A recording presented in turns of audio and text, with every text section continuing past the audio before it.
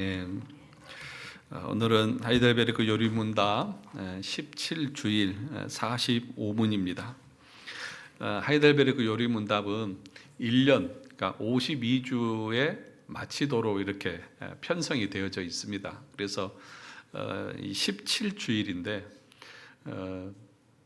우리가 한 것에 비하면 주수가 많이 늦죠. 1년 안에 끝내야 되는데 자세히 하다 보니까 늦어졌는데, 제가 몇 주 전부터는 주에 맞춰서 진행하고 있는 걸 아세요? 빨리 끝내려고요. 여러분들이 그 주마다 조금 이렇게 부족하더라도 주를 맞춰서 가려고 생각을 하고 있습니다. 왜냐하면 이거는 뭐 하루아침에 끝낼 일이 아니고 계속 반복되어져야 되는 일들이기 때문에. 근데 오늘은 이제 17주일 한 문입니다. 45문. 우리 같이 한번 읽어보도록 하겠습니다. 시작. 그리스도의 부활은 우리에게 어떤 유익을 줍니까? 첫째, 그리스도는 부활을 통해 죽음을 이기셨으며 죽으심으로써 얻으신 의에 우리로 참여하게 하십니다. 둘째, 그의 능력으로 말미암아 우리도 이제 새로운 생명으로 다시 살아났습니다. 셋째, 그리스도의 부활은 우리의 영광스러운 부활에 대한 확실한 보증입니다. 그래서 오늘 45문의 그 질문은 뭐냐 하면, 예수님의 부활이 우리에게 어떤 유익을 가져다 주는지에 대한 설명을 하고 있습니다. 모든 인간은 아담의 범죄 이후로 다 죽음의 권세 아래 놓이게 되어졌죠. 정녕 반드시 죽으리라 라고 하는 말씀처럼 우리의 육체와 영혼이 다 죽음의 권세 아래 놓이게 되어졌습니다. 그래서 이 죽음이라고 하는 것이 사람들을 사로잡고 있고, 죽음에 대한 두려움과 공포가 모든 사람들에게 있습니다. 그래서 저와 여러분들도 죽을까 봐 겁나시잖아요. 병만 걸리면 죽음을 어떡하지라고 하는 건 두려움 가운데 있잖아요. 그래서 어떻게든지 살아보려고 발버둥 치는 것이 우리들 아닙니까? 사람들은 그래서 죽으면 끝이라고 생각하는 그 틀에 갇혀 살고 있습니다. 죽으면 아무 소망이 없는 거죠. 죽으면 끝이다, 그런 생각을 가지고 살아갑니다. 그런데 이런 사고, 이런 가치관 속에 있는 사람들에게 예수님께서 하시는 말씀은, 나를 믿으면 죽어도 산다, 나를 믿으면 산다고 그렇게 말하니까 사람들이 도대체 이 말이 믿어지지 않는 거죠. 그래서 예수님께서 그 전에 내가 죽었다가 사흘 만에 다시 살아날 것이라고 말했음에도 불구하고 제자들이 믿습니까? 믿지 않습니까? 믿지 않습니다. 믿을 수가 없었던 것이죠. 마리아가 예수님을 만났다고 말해도 사람들은 믿지 않습니다. 내가 부활하신 주님을 만났다 그래도 못 믿습니다. 엠마오로 가던 제자들이 가던 길에 예수님을 만나고 다시 돌아와서 예수님 부활했습니다 라고 해도 믿지 않습니다. 그리고 이 예수 그리스도를 만났다고 말할 때 사람들은 그것은 실제로 예수님이 살아난 것이 아니라 그의 영을 만난 것이다, 그렇게들 생각을 합니다. 그래서 예수님께서 자신이 실제로 육체적으로 부활했다고 하는 사실을 보여주고 믿게 하기 위해서 뭐라고 말합니까? 나한테 생선을 좀 달라 라고 하면서 그 고기를 먹으면서 내가 육신적으로 부활했다고 하는 사실들을 이렇게 보여주시는 것을 보게 됩니다. 나중에 그 예수님이 그 부활하신 것을 이렇게 목격하지 못한 도마가 나중에 와가지고 예수님이 부활했다고 하니까 도마가 뭐라고 말합니까? 내가 예수님의 그 손에 못자국을 만져보고 그 옆구리에 창자국을 만져보지 않고는 난 도저히 믿을 수 없다. 그러니까 모든 인간의 마음속에는 사람이 죽으면 다시 살아날 수 없다고 하는 그런 고정관념이 딱 자리 잡고 있는 것이죠. 이런 제자들의 모습을 보면 어찌 보면 당연하죠. 한 번도 경험한 적이 없으니까. 물론 그 당시 사람들도 어떤 생각이 있었냐 하면, 우리가 죽으면 영은 하나님 앞에 가고 그래서 마지막 때에 다시 부활한다고 하는 그런 개념들은 가지고 있었습니다. 그러니까 마지막이 되면 부활한다. 그런데 주님이 오시기 전에 죽었던 사람이 다시 살아나는 것은 있을 수 없다, 그렇게 생각했던 것이죠. 그래서 이 마리아와 마르다의 이야기 보면 그의 오라버니가 죽었지 않습니까? 죽었을 때 예수님께서 다시 살아날 것이라고 말하니까 그 마르다가 뭐라고 말하냐면 요한복음 11장에 보면 예, 저도 압니다. 마지막 때에는 다시 살아날 줄 저도 압니다. 그건 저도 압니다. 마지막이 되면 살아날 건 저도 압니다. 그런데 지금 현실에서 내 오라버니가 살아난다는 것은 나는 믿을 수가 없습니다. 그렇게 말하죠. 그러니까 이 당시 유대인들에게도 죽음 이후에 나중에 심판을 위해서 부활한다고 하는 사실은 믿었지만 현실 속에서 다시 살아날 것이라고 하는 것에 대한 믿음은 없었던 것이죠. 그런데 우리 예수님이 어떻게 하셨습니까? 죽으셨다가 며칠 만에, 사흘 만에 부활하셔서 제자들에게 나타나셨고, 그래서 눈으로 보여주셨고 만질 수 있는 그런 존재로 부활하신 것이죠. 그러니까 그 당시 모든 제자들뿐만 아니라 모든 사람들의 생각 속에 있었던 사람은 죽으면 끝이다 라고 하는 그런 고정관념이 완전히 깨져버린 거죠. 아, 살아나는구나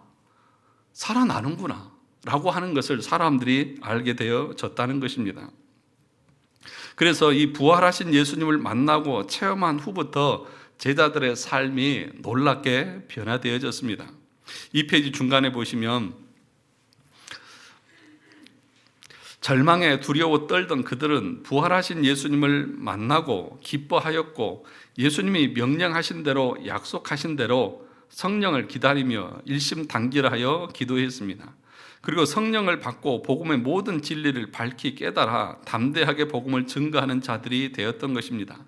무엇보다도 그렇게 성령 받고 권능을 받은 후 그들이 전한 복음의 내용을 보면 예수님의 부활에 초점을 맞추고 있습니다. 그러니까 초대교회 당시에 또 사도들이 전하는 그 복음의 내용을 보면 그 복음의 핵심이 뭐냐면 예수님께서 부활하셨다는 것입니다. 사도행전 2장 22절과 32절에 보면 베드로의 설교의 내용이 나오잖아요. 그 내용에 보면 십자가에 죽으셨다고 하는 내용은 한 절밖에 없고 나머지는 다 예수님의 부활에 관한 소식입니다. 그래서 우리는 증인인데 무슨 증인이라고요? 예수님께서 십자가에 죽으셨다는 증인을 말하지 않고 뭐라고 말합니까? 예수님이 부활하신 것에 대한 증인이다. 우리가 바로 그래서 부활의 증인이다, 그렇게 말하는 것을 보게 됩니다. 우리는 복음을 전할 때에 뭘 중점적으로 전합니까? 예수님이 십자가에서 우리를 대신해서 죽으셨습니다, 이걸 믿으십시오, 이걸 우리는 중점으로 복음을 전하고 전도하잖아요. 그런데 지금 사도들이 전하는 그 복음의 핵심에는 뭐가 있냐 하면 그것도 말하지만 더 중요한 것은 죽음으로 끝나지 않고 우리의 죄를 대신 짊어지고 죽으신 그분이 죽음으로 끝나지 않고 그 모든 사망 권세를 이기고 그리고 우리를 의롭다 하기 위해서 부활하셨습니다 라고 말하고 있는 거죠. 그래서 지금 오늘 본문의 말씀도 뭐라고 말합니까? 16절 보시죠. 만일 죽은 자가 다시 살아나는 일이 없으면 그리스도도 다시 살아나신 일이 없었을 터이요 그리스도께서 다시 살아나신 일이 없으면 뭡니까? 너희의 믿음도 헛되고 너희가 여전히 죄 가운데 있다, 멸망 가운데 있다는 거예요. 그러니까 예를 들어서 다 과정을 다 거쳤습니다. 근데 마지막 도장을 찍지 않으면 효력이 없는 거죠. 여러분 계약서 다 썼죠? 계약서 안 쓰셨어요? 집 살 때 계약서 다 쓰시잖아요. 계약서 다 쓰고 나서 마지막에 뭘 찍어야 돼요? 도장을 찍어야만 그것이 완전하게 되는 거잖아요. 그러니까 예수님께서 하나님의 아들이시고 우리의 중보자예요. 그리고 그분이 우리를 위해서 십자가에서 죽으셨어요. 근데 죽으시는 것으로만 끝나버리면 아무것도 아니라는 거죠. 그러니까 죽으시고 다시 부활하심으로 우리의 모든 죄가 다 용서함 받았고 그리고 하나님 앞에서 우리가 의를 획득했다고 하는 것을, 그러니까 예수님의 부활은 예수님께서 하나님의 의를 다 만족시키셨다고 하는 것들을 확증시켜주는 그런 증거가 되어진다는 거죠. 그래서 그분을 믿음으로 그 의가 우리에게 전가되어져서 우리의 모든 죄가 사해지고 하나님의 자녀로서 의롭게 되어진다는 것을 가르치는 것입니다. 그래서 이 부활이라고 하는 것은 단순히 세 가지를 얘기하고 있죠. 첫 번째는 무엇입니까? 다시 한번 1페이지를 가서 보시면 벌써부터 이렇게 그 정신이 이렇게 해롱해롱 하시면 안 되는데, 이제 설교 5분밖에 안 했는데 벌써 해롱해롱 하시면 안 됩니다. 정신을 차리시고. 자, 첫 번째 뭐예요? 부활을 통해서 죽음을 이기셨으며 그 죽으심으로써 얻으신 뭐예요?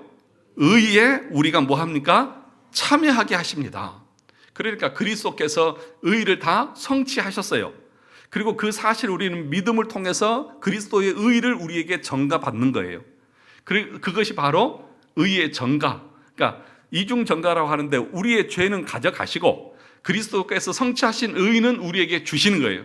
그래서 그 의를 받는 수단이 뭐냐? 믿음이라고 하는 수단이에요. 믿음을 통해서 그 의를 우리가 받고, 그래서 우리가 의롭게 되어져서 하나님의 심판대 앞에 섰을 때에 죄가 없이 정죄함을 받지 않는, 그래서 멸망당하지 않는 그런 자리에 설 수 있는 것이죠. 그것이 뭘 통해서 얻게 된 것이라고요? 우리 주님의 죽으심과 부활하심을 통해서 얻게 되어진 것이다. 그래서 여러분, 우리가 부활절을 지키는 것은요, 엄청나게 중요한 거예요. 우리 이제 다음 달이면 성탄절이 있잖아요. 우리에게 있어서 제일 큰 절기는 뭐예요? 성탄절이잖아요. 그래서 아주 12월만 되면 성탄절에 막 엄청 준비하잖아요. 그런데 예수님께서 오신 것도 기쁜 일이지만, 우리의 구원자가 오신 것도 중요한 일이지만, 만약에 그 구원자가 와가지고 십자가에서 죽으시고 끝나버렸다고 하면 무슨 의미가 있냐는 거죠. 그래서 어떻게 보면 우리 기독교에 있어서 가장 큰 절기는 성탄절이 아니라 무슨 절기일까요? 부활절이에요. 부활절. 부활이 마침표를 찍는 거예요. 모든 우리의 구속의 완성을 이루신 거예요. 그러니까 부활절 우리는 가장 중요하게 볼 수 있어야 되는데, 그래서 지금 사도들도 복음을 전할 때에 뭘 중점으로 합니까? 부활을요. 우리가 바로 부활의 뭐다? 증인이다.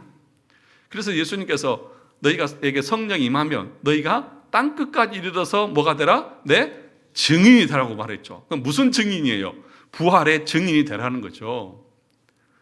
그러니까 여러분, 증인이라고 하는 것은 뭐예요? 그러니까 믿음이라고 하는 것은 예를 들어서 우리가 보지 않고도 믿는 거죠. 그 믿음이잖아요. 우리는 보지 못했지만 믿어요. 믿음이 중요해요. 그런데 증인은 뭐예요? 증인이라고 하는 것은, 야, 네가 보지는 못했지만 그럴 것이라고 믿어. 이건 증인입니까? 아니에요. 증인은 뭐예요? 자기가 직접 목격한 것을 증거하는 것이 증인인 거예요. 그래서 법정에서 증언을 설 때에는, 이 사람은 이랬을 겁니다, 그렇게 해서 증인으로 섭니까? 아니잖아요. 내가 직접 저 사람이 말하는 것을 들었습니다. 그리고 저 사람이 이렇게 하는 것을 내가 직접 보았습니다. 내가 증인입니다. 이게 증인인 거잖아요. 그러니까 사도들이 증언했다고 하는 것은 내가 직접 예수님이 부활하신 것을 보았습니다. 그리고 그분이 말씀하신 것을 내가 들었습니다. 내가 친히 목격했습니다. 나뿐만 아니라 여기 있는 사람들이 다 목격했습니다. 우리 모두가 다 증인입니다. 예수 그리스도께서 죽으시고 부활하신 것에 대한 증인, 그것이 증인이라고 하는 말의 의미라는 것이죠. 그래서 다시 돌아오셔서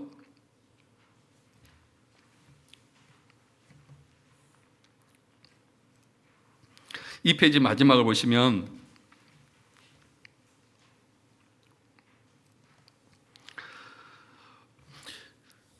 마지막 단락 위에서 보시면, 그러나 그것은 복음을 온전히 전했다고 할 수 없습니다. 무엇을 말하느냐 하면, 부활의 그 사실을 전하지 않고 예수 믿으면 구원을 얻는다. 예를 들어서 예수님이 당신을 위해서 십자가에서 죽으셨습니다. 이것만을 전하는 것은 복음을 온전히 전하는 것이 아니라는 거예요. 그럼 뭘 전해야 되느냐? 예수님께서 당신의 죄를 위해서 십자가에서 죽으시고 사흘 만에 부활하셨습니다. 그리고 당신의 죄 문제를 해결하셨고 우리를 위해서 의를 성취하셨습니다. 그분을 믿으면 그 의가 당신에게 전가되어져서 당신은 그 멸망에서 구원을 얻을 수 있습니다. 우리가 부활의 증인입니다 라고 하는 것까지 전해야 한다는 것입니다.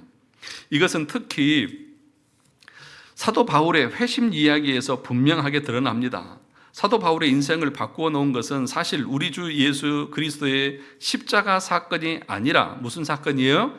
부활의 사건이었습니다. 부활의 사건을 먼저 경험하고 그 부활 사건의 빛으로 십자가 사건을 재해석함으로써 그의 인생에 생애적인 패러다임의 전환이 왔고, 그리하여 우리가 아는 사도 바울이 나오게 된 것입니다. 이 과정을 이해하기 위해서 우리는 바울이 회심하기 전에 어떤 편견 가운데 있었는지 알아야 합니다. 회심하기 전에 그는 두 가지 확신에 붙들려 살고 있었습니다. 첫째가 뭡니까? 이스라엘의 선민사상의 편견에 사로잡혀 있었습니다. 이스라엘만이 하나님의 선택된 백성이고 나머지 이방인들은 지옥의 땔감으로 생각했습니다. 혹여나 이방인 중에 아주 탁월하게 하나님을 경외하는 사람이 있다면 그 사람은 혹시 이스라엘 나라에 몸종으로 들어올 수 있을지 모르겠으나 그 나머지 이방인들은 다 지옥의 땔감 외에는 아무런 의미가 없다고 생각했습니다. 그런데 하나님은 이런 생각에 사로잡혀 있던 사람을 들어서 자신이 지옥의 땔감처럼 여기던 이방인들에게 그리스도의 복음을 전파하는 이방인의 사도로 삼으신 것은 역사의 아이러니가 아닐 수 없습니다. 그러니까 이 바울은 유대인이잖아요. 유대인들은 이방인들은 아주 경멸하죠. 그래서 그들을 어떻게 설명하냐? 이 이방인들은 지옥의 땔감으로 쓰려고 하나님께서 만드셨다. 그 얼마나 무시하는 겁니까? 사람 취급도 안 하는 거죠. 저것들 인간들도 아니야. 그런데 바울이 부활하신 주님을 만나고 나서 그의 사고나 그의 가치관이나 생각이 완전히 뒤집어졌죠.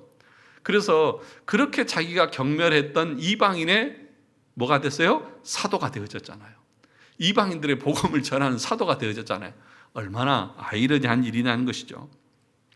그 밑에 보시면 두 번째로 그는 그리스도에 대한 편견에 사로잡혀 있었습니다. 예수는 결코 뭐일 수 없다? 그리스도일 수 없다라고 하는 확신이 있었습니다. 바울 역시 보편적인 유대인들처럼 정치적인 메시아를 기대하고 있었던 것입니다.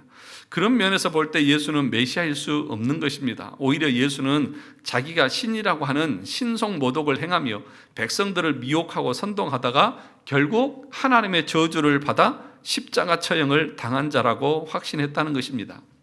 우리가 지난주도 봤지만 신명기에 보면 나무에 달린 자는 뭐예요? 어떤 자예요? 하나님께 저주를 받은 자다. 아니, 예수는 분명하게 나무에 달려 죽었잖아요. 십자가라고 나무에 달려 죽었잖아요. 그런데 그런 사람이 어떻게 하나님의 아들일 수 있느냐? 그분이 어떻게 그리스도일 수 있느냐? 그것은 있을 수가 없다라고 생각하고 있었다는 것입니다. 실제로 그 중간에 보시면 실제로 구약의 많은 선지자들이 순교를 당하지만 나무에 매달린 적은 없었습니다. 그러나 정말 하나님의 저주를 받은 자는 하나님께서 나무에 매달려 죽도록 섭리하시는 것을 볼 수 있습니다. 그런데 이 예수가 십자가에 못 박혀 처형당했으니 바울이 볼 때 그는 하나님의 저주를 받은 자일 수밖에 없는 것입니다. 그것은 바울에게 있어서 흔들 수 없는 확실한 사실이었습니다. 그러니까 예수님이 십자가에 못 박혀서 나무에 달렸다고 하는 것은 그는 저주를 받아서 죽은 거지 그가 메시아일 수가 없다는 것입니다. 그런데 어디선가 허풍한 풍설을 퍼뜨리고 예수가 부활했다는 소식을 전하는 사람들이 생겨난 것입니다. 그것은 도저히 있을 수도 없는 일인데, 그래서 바울의 입장에서 생각할 때에 사도들이 전하는 예수의 부활의 이야기는 이단이고 사입이고 그리고 유대인 공동체를 흐트러뜨리는 그런 아주 잘못된 사상을 퍼뜨리는 그런 존재로 여겨졌던 것이죠. 그러니까 어떻게 해요? 제사장들에게 저 다메섹에 가서도 이 예수 믿는 자들을 잡아오게 가둘 권한을 가지고 그렇게 나갔던 것입니다. 가는 도중에 바울이 사도행전 9장에 보면 누구를 만납니까? 부활하신 예수님을 만납니다. 그러니까 부활하신 예수님을 만나는 거예요. 직접 만나는 거예요. 음성을 들은 겁니다. 그래서 4페이지 위에 보시면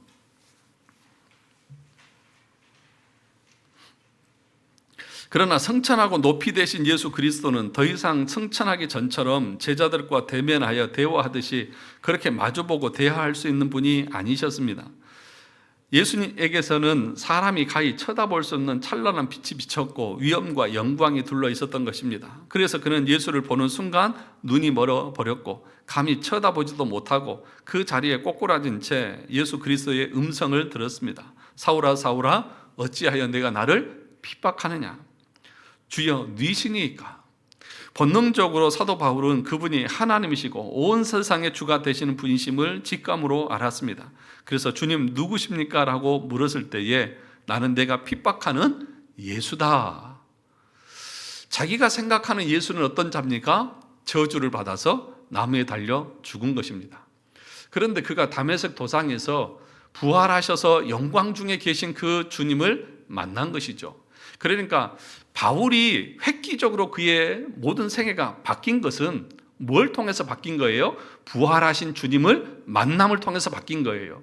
바울이 십자가 사건을 보고 믿어서가 아니에요. 그러면 그 십자가 사건은 무슨 역할을 하느냐?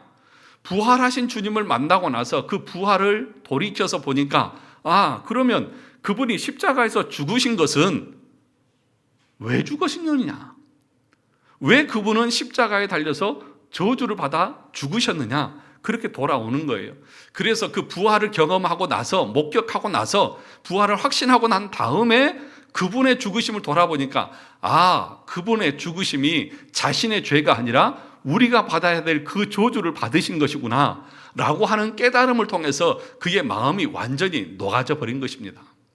그러니 여러분, 이걸 기억하셔야 돼요.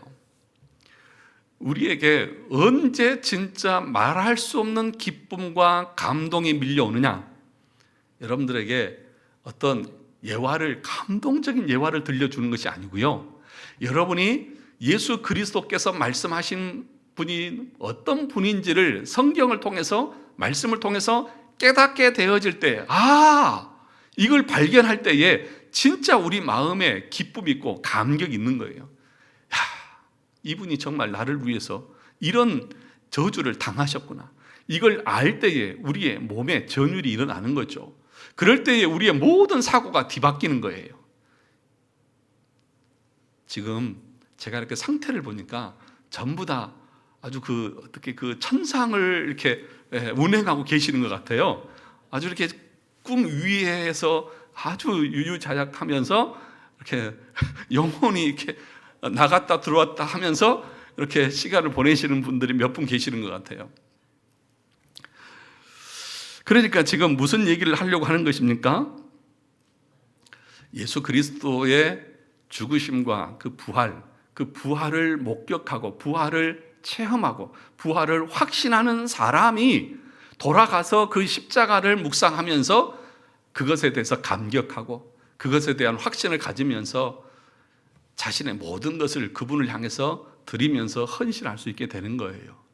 그러니 여러분, 예수님의 죽으시고 부활하셨다고 하는 것은 그 부활이 있어야, 여러분이 그 부활하신 주님을 믿어야 여러분에게 의가 던집혀지는 것이고, 그래야 여러분들이 그 죄에서 자유케 되어질 수 있다는 사실을 아셔야 한다는 것입니다. 자, 그래서 그 얘기를 4페이지 마지막에 한 겁니다. 이것을 깨닫는 것과 동시에 그는 한 가지 모순에 도달하게 됩니다. 그러면 하나님이 그로 나무에 매달리도록 섭리하신 것이 무엇인가 하는 것입니다. 예수님이 참으로 하나님이시라고 하면 그분이 우리 죄를 위해서 죽으셨다고, 왜 그분이 십자가에 매달려 하는 거냐는 거죠. 나무에 달린 자는 다 하나님의 저주를 받은 자인데, 그렇게 저주받을 자를 하나님이 다시 살리실 일이 없는 것이고, 또 반대로 하나님이 의롭다고 인정하시고 사랑하신 자를 혹 순교당하게는 하실지라도 나무에 달리실 일은 없지 않느냐는 거죠. 그런데 부활하신 주님을 만나고 나서 그 십자가를 보니까 그분 자신의 죄가 아니라 내가 받을 그 저주를 우리 주님이 친히 받으셨구나, 그것을 깨닫게 된다는 것입니다. 5페이지 보겠습니다. 하나님을 대적하며 살아온 자신의 죄를 대신 지시고 저주의 죽음을 당하셨음을 바울이 깨닫게 된 것입니다. 그러므로 바울은 바로 부활의 사실을 통하여 십자가의 대속의 의미를 깨닫게 된 것입니다. 그러면서 그 마음에 하나님의 한량없는 사랑이 밀려오는 것을 경험했던 것입니다. 그 사랑은 세상을 멸망에서 구원하시기 위해 독생자를 보내주신 사랑이었습니다. 그리고 예수님은 그 하나님의 뜻을 받들어 복종하시되 자기 목숨을 희생하시기까지 복종하심으로 완전한 속죄 제사를 드리셨던 것입니다. 그리하여 구속을 완성하시고 하나님의 모든 공의를 다 충족시키셨으며 온전한 의를 이루신 것입니다.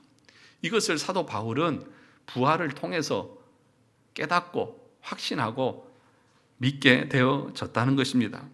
그러므로 하나님께서는 그렇게 자기 목숨까지 바쳐 구속의 임무를 완벽하게 수행하신 아들을 더 이상 죽음 가운데 내버려 두실 수 없는 것입니다. 그래서 자기의 사랑하는 아들을 사흘 만에 죽음 가운데서 부활시키시고 또 온 세상의 구주가 되게 하심으로써 이 아들이 의로운 분이시며 그 저주의 십자가 죽음은 바로 우리의 죄에 대한 완전한 대속의 죽음을 확정하신 것입니다. 이렇게 바울은 부활하신 예수님을 만남으로써 십자가 복음을 진정으로 깨닫게 된 것입니다. 그러니까 우리에게도 중요한 것은 무엇이냐 하면 단순히 예수 그리스도의 십자가의 죽음만을 말하는 것이 아니라 우리 주님이 부활하신 사실들을 우리가 확신하고 있느냐는 거죠. 진짜 믿고 있느냐는 거죠. 그것에 대한 여러분들의 믿음이 있느냐는 겁니다. 그래서 디모데전서 3장 16절 같이 읽어보겠습니다. 크도다 경건의 비밀이여 그렇지 않다 하는 이 없도다. 그는 육신으로 나타난 바 되시고 영으로 의롭다 하심을 받으시고 천사들에게 보이시고 만국에서 전파되시고 세상에서 믿음 바 되시고 영광 가운데서 올려지셨느니라. 또 로마서 4장 25절을 보시죠. 예수는 우리가 범죄한 것 때문에 내줌이 되고 또한 우리를 의롭다 하시기 위해서 살아나셨느니라. 누구를 의롭다 하시기 위해서요? 우리를요. 그래서 예수 그리스도의 그 부활하심은 하나님의 의가 다 만족되어졌다는 것이고 그 부활하심의 궁극적인 목적은 하나님의 영광이지만 그것이 곧 우리를 의롭게 하시는 것이라는 것을 말하는 것입니다. 6페이지를 보겠습니다.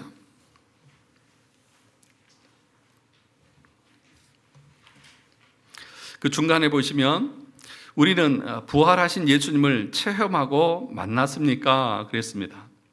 열두 제자들처럼 또는 사도 바울처럼 초대교회 성도들처럼 부활하신 예수님을 만나고 가치관과 인생이 송두리째 뒤집히는 그런 체험을 했느냐는 것입니다.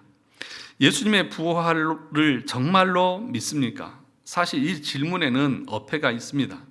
예수님의 부활은 믿는 것이 아닙니다. 부활은 뭐 하는 것입니까? 사실 확인하는 것입니다. 믿음은 이 눈에 아무 증거 아니 배워도 믿음만을 가지고서 늘 걸으며 하는 것입니다. 즉 믿음은 눈으로 보고 만질 수 없는 것인데 현실은 정반대인데도 불구하고 성경 말씀이 그렇다고 하기 때문에 아멘 하고서 걸어가는 것이 믿음입니다. 그러나 사실 확인은 다릅니다. 내일 아침 해가 동쪽에서 뜰 것을 믿으세요. 어떤 물건이든 공중에서 놓으면 아래로 떨어진다는 것을 믿으세요. 이런 질문은 틀린 질문입니다. 그것은 사실을 확인하는 것이지 믿으라고 할 것이 아닙니다. 예수님의 부활도 그와 마찬가지입니다. 예수님의 제자들이 12제자들이나 사도 바울이나 초대교회 성도들이 다 예수님이 부활하신 것을 본 적도 없고 손으로 만진 적도 없지만 성경 말씀이 그렇다고 하니까 예수님이 부활했다고 하는 것이 아니라는 것이죠. 직접 그들은 뭐 합니까? 눈으로 보고 만지고 체험했다는 것입니다. 그래서 7페이지 보시면 나중에 복음 전할 때도 뭐라고 말합니까? 자신들이 예수님의 부활에 뭐라고요? 증인이라고 말합니다. 증인은 자신의 바람이나 자신의 믿음이나 추측을 말하는 사람이 아닙니다. 증인은 실제 사건을 보고 만지고 생생하게 경험한 사람이 자기 본 것만 사실대로 이야기하는 것입니다. 사도들도 초대교회 성도들이 바로 예수의 부활의 증인으로 살 수 있었던 이유는 부활하신 예수님을 보고 만지고 체험했기 때문이라는 거예요. 그러면 여기서 질문입니다. 저와 여러분들은 예수님이 부활하신 것을 직접 보셨습니까? 이제 헷갈리시죠? 야, 어떻게 봐, 예수님을? 어떻게 봐? 그죠? 지금 예수님은 부활해서 승천에 계시는데 초대교회 성도들처럼 직접 눈으로 볼 수도 없고 만질 수도 없는데, 그런데 우리에게 21세기에 그 질문을 하면 목사님 어쩌자는 겁니까? 라고 반문할 수 있지 않습니까? 그런데 저와 여러분들을 향해서 예수님께서는 성경을 통해서 뭐라고 말합니까? 너희는 부활의 증인으로 살아라. 아니, 우리가 봐야 증언을 할 수 있을 거 아니에요. 그러면 이 얘기는 무슨 얘기예요? 여러분들이 하나님의 말씀을 통해서 성령께서 확신케 해주시는 그 부활의 확신을 여러분들이 가지고 있느냐는 거예요. 말씀에서 말씀하시는 그것들을 통해서 여러분들이 직접 눈으로 보고 손으로 만지고 직접 음성을 들은 것 같은 그런 확신과 그런 믿음 가지고 지금 신앙생활을 하고 있느냐는 거예요. 정말 성령께서 거듭나게 하실 때에 선택된 자들에게 하나님은 그것에 대한 분명한 확신을 주십니다. 내가 직접 보고 내가 직접 만지고 내가 직접 들은 것 같은 확신을 주시는 거예요.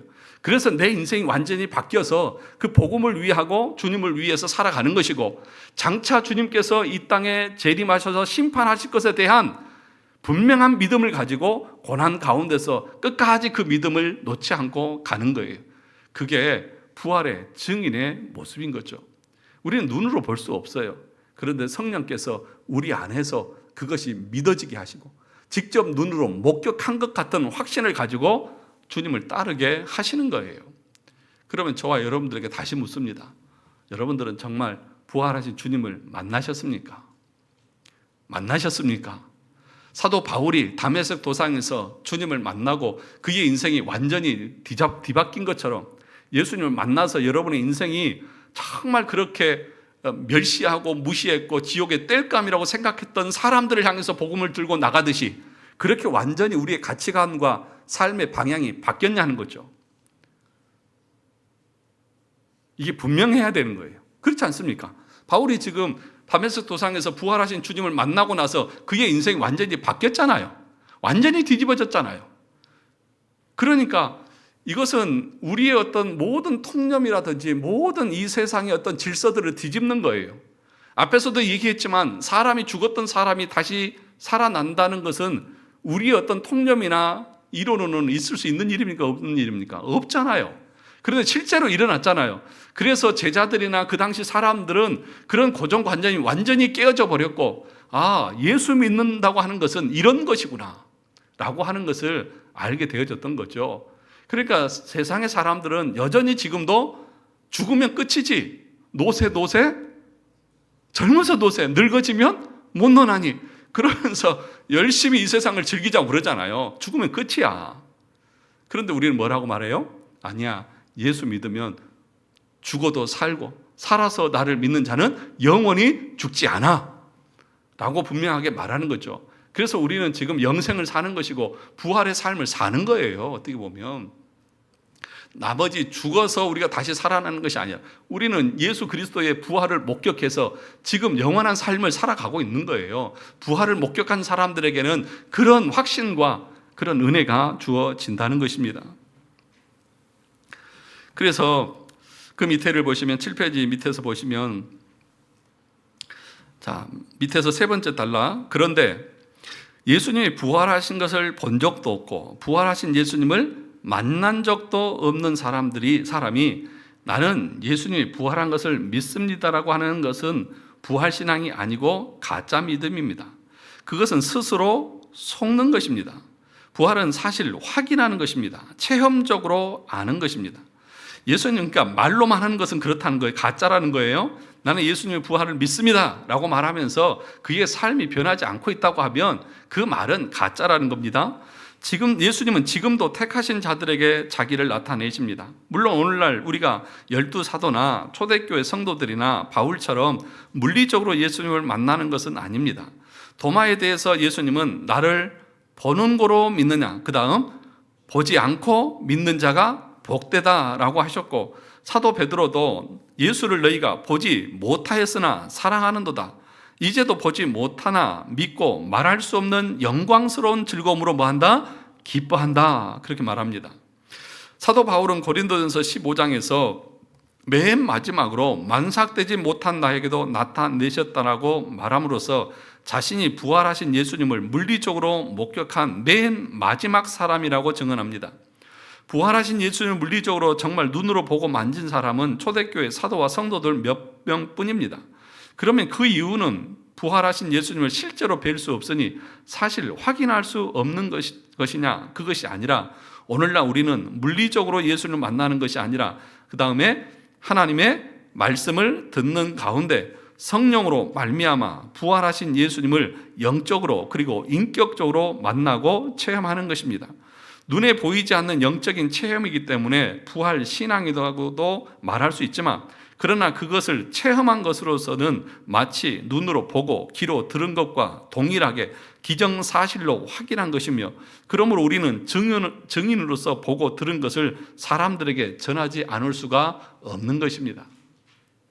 그러니까 우리는 직접 눈으로는 보지 못하지만 말씀을 들음으로 성령을 통해서 우리 안에서 직접 보고 들은 것 같은 확신을 갖게 된다는 거죠. 그런 믿음과 확신을 누가 주시는 거예요? 하나님께서 성령을 통해서 우리에게 주시는 거예요.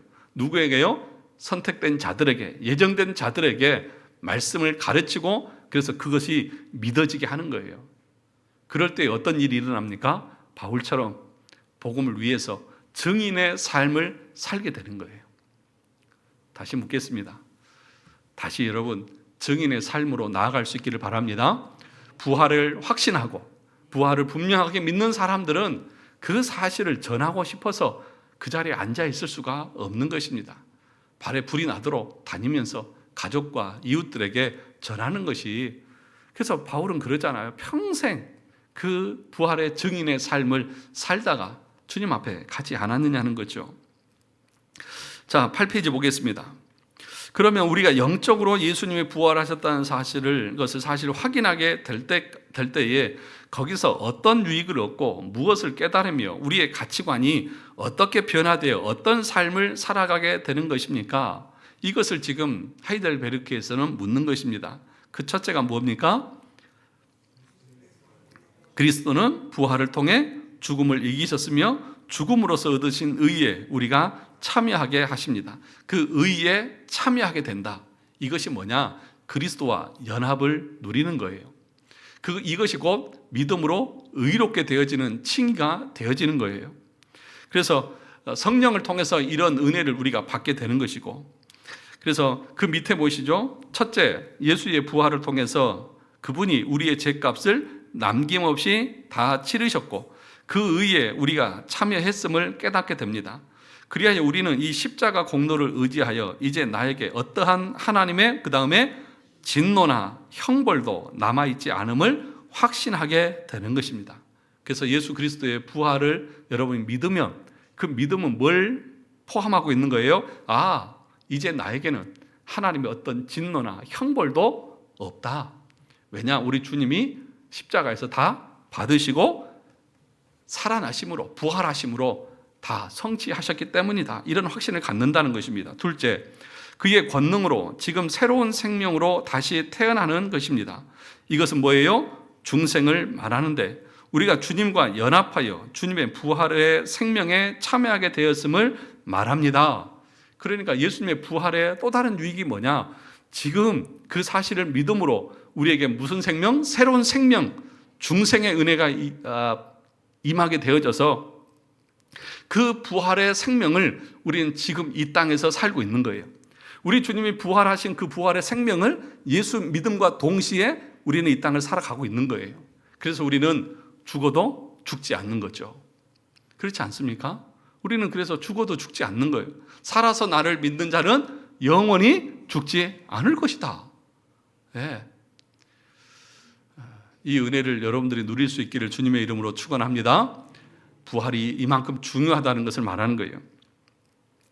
그래서 고린도후서 4장 10절 11절 같이 읽어볼까요? 시작. 우리가 항상 예수의 죽음을 몸에 짊어짐은 예수의 생명이 또한 우리 몸에 나타나게 하려 함이라.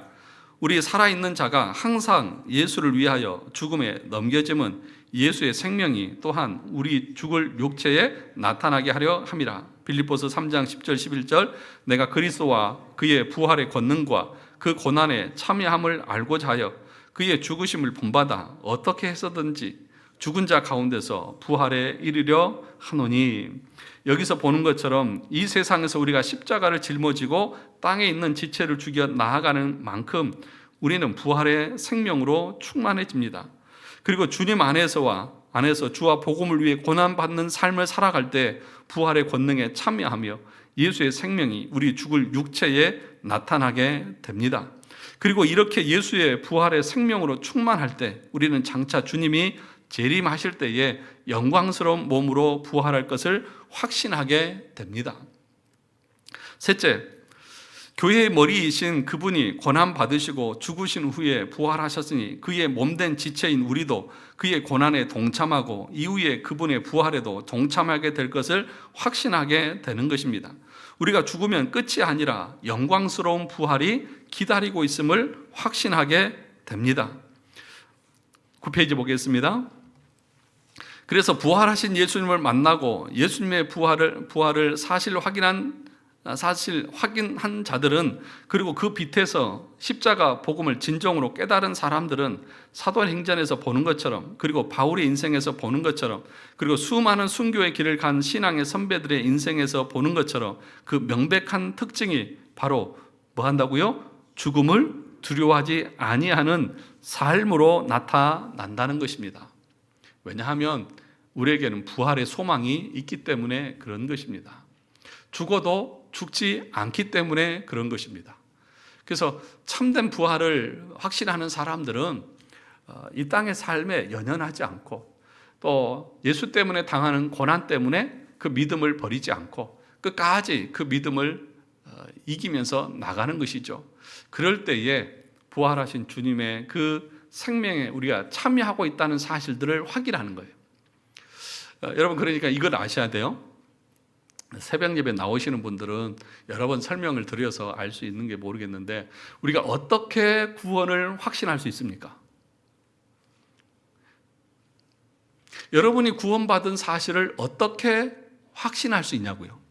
내가 지금 죽어도 천국 갈 수 있다고 하는 것을 어떻게 확신할 수 있습니까? 우리가 말씀에 근거해서 확신을 하는데 그 말씀에서는 우리에게 뭐라고 가르치는 겁니까? 요한 1서에 보면 두 가지를 얘기를 하거든요. 첫째는 뭐냐 하면 예수 그리스도가 하나님의 아들로 육체로 오신 것을 믿는 것, 그러니까 믿음이 첫 번째고, 그분을 믿는 것이 첫 번째고, 두 번째는 하나님을 사랑하고 형제를 사랑하는 것으로 나타난다, 그렇게 얘기해요. 그러니까 무슨 얘기냐면 내가 선택받은 구원받은 하나님의 자녀라고 하는 것을 우리가 어떻게 더 분명하게 확신할 수 있느냐, 그 말씀에 순종하는 삶, 그 삶을 통해서 우리는 확신한다는 거예요.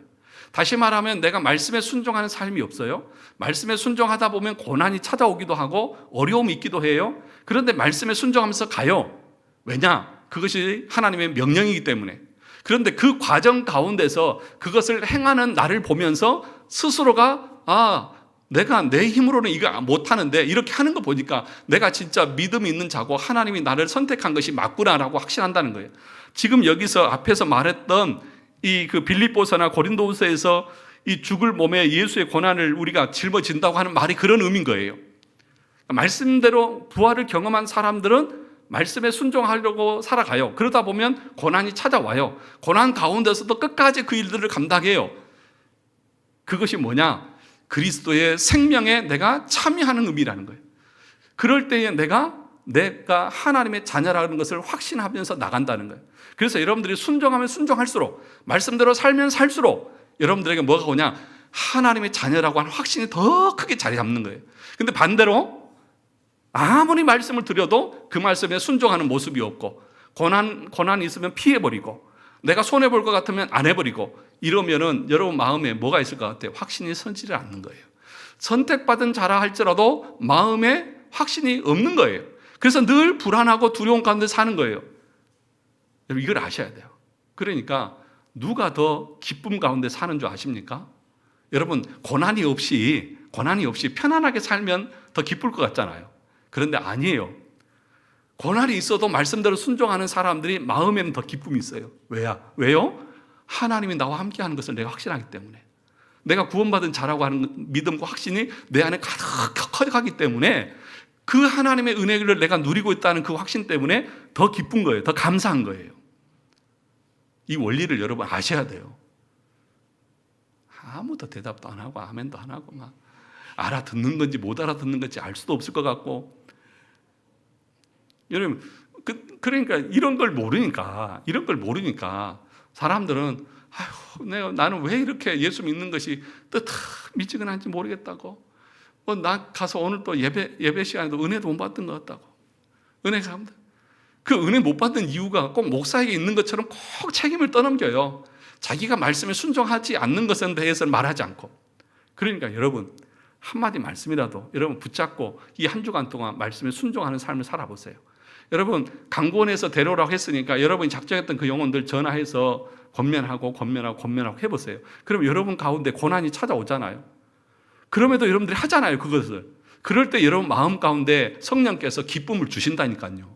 내가 그 사람에게 면전에서는 욕을 먹고 거절을 당했음에도 여러분 마음에는 낙심하고 좌절하는 것이 아니라 기쁨이 있다니까요. 이게 성령께서 주시는 거라니까. 이걸 체험해야 신앙생활에 재미가 있는데, 자기는 하지도 않으면서 아무리 목사가 좋은 설교를 해도 자기가 순종하지 않으니까 아무 기쁨이 없는데, 그걸 꼭 제가 뭘 잘못한 것처럼 막 저한테 책임을 떠넘기려고, 아주 고약한 사람들이 아주 나쁜 사람들이에요. 그게 신앙의 원리인 거예요. 그래서 누구만 알아요? 나만 알아요. 그거 순종한 사람만 알아요. 그건 맛본 사람만 아는 거예요. 그걸 경험하지 못한 사람들은 백날 얘기해도 알 수가 없는 거예요. 자, 그래서 다시 9페이지에 보시면, 위에서 두 번째 단락에 보시면, 그래서 하이델베르크 요리문답의 표현대로 예수님께서 부활하신 것은 죽음의 세력을 이기신 것입니다. 그리고 그로 말미암아 그를 믿는 신자들도 죽음의 세력을 이기는 것입니다. 고린도서 15장 55절 57절에 사망아 너의 승리가 어디 있느냐, 사망아 내가 쏘는 것이 어디 있느냐, 사망이 쏘는 것은 죄요 죄의 권능은 율법이라.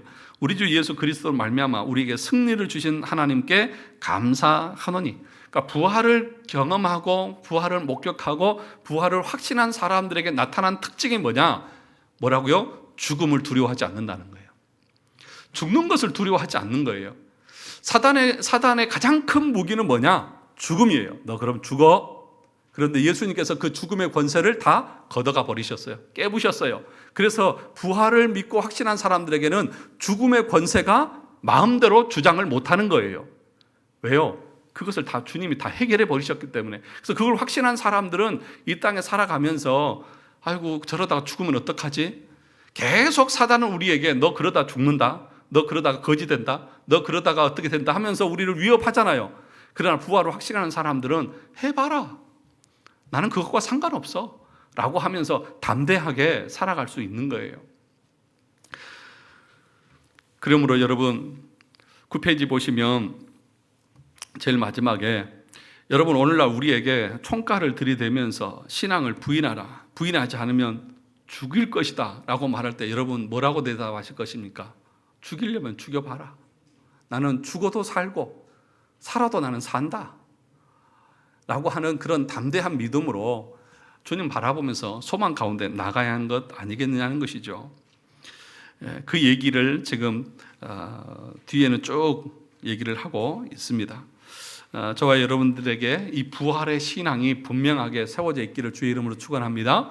부활을 확신한 사람들에게는 엄청난 유익이 있다는 것, 우리의 죄의 권세가 이제 무너지고 의를 우리가 덧입을 수 있게 되어졌고, 지금 현재 우리는 새 생명을 살게 되고, 그리고 마지막에도 부활할 것에 대한 소망 가운데 죽음을 두려워하지 않고 살아가는 그런 유익이 있다는 거죠. 그래서 부활을 확신하고 믿는 사람들에게 이런 특징이 있다는 것을 오늘 하이델베르크 요리문답 45분에서는 우리에게 가르쳐주고 있습니다. 그러니까 이런 교리적인 가르침을 근거로 여러분들의 신앙을 점검해 보시라는 거예요. 나는 정말 죽음을 두려워하지 않고 그렇게 담대하게 살아가고 있는지, 정말 내가 이 땅에서 새 생명을 누린 자들처럼 그렇게 복음을 전하는 담대함을 가지고 있는지, 그 의에 대한 확신을 가지고 죄에 대한 심판과 정죄를 두려워하지 않는 그리스도 안에서 참된 자유를 누리고 살아가고 있는지 여러분 스스로를 점검해 보시기 바랍니다. 마지막으로 그것을 행할 때에, 말씀에 순종할 때에 그것에 대한 확신과 믿음과 기쁨과 감격이 여러분에게 있다는 것을 꼭 명심하셔서 이 한 주간도 말씀에 순종하며 나가는 우리 모두가 되시기를 주님의 이름으로 축원합니다.